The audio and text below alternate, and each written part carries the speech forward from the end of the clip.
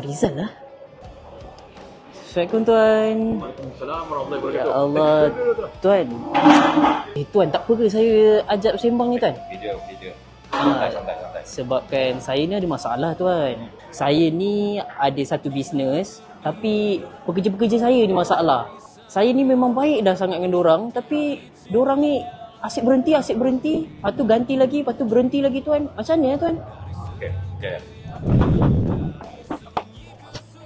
Apa tuan apa tuan? Nama saya Zul Tuan. Okey Zul. Pasal orang.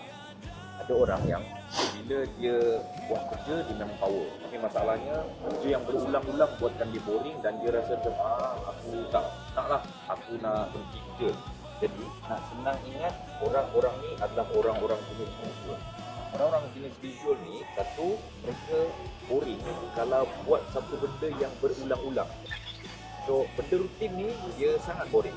Yang kedua, orang ni adalah orang yang kadang-kadang dia buat dulu fikir kemudian, betul tak? Betul Tuan. Ini adalah isu-isu orang-orang visual. Cuma bagusnya diorang ni, they are idea person. Dia banyak idea. Dan the best part, diorang ni adalah orang-orang yang idea diorang, kalau lah macam contoh kita boleh train dia, insyaAllah idea ni akan membuatkan kita punya company lagi bagus dan boleh berkembang lah. Dan the best part, diorang ni juga adalah orang-orang yang laju tau buat kerja. Macam mana kita nak tahu orang-orang visual dan macam mana kita nak tahu macam mana nak mempengaruhi diorang. Yang tu, Zul kena hadir ke program How to Lead People and Influence Them pada 6 Disember ni. Dan Zul, tempat terhad, Zul kena register sekarang. Okay. Right. Thank you so much Tuan. Thank you.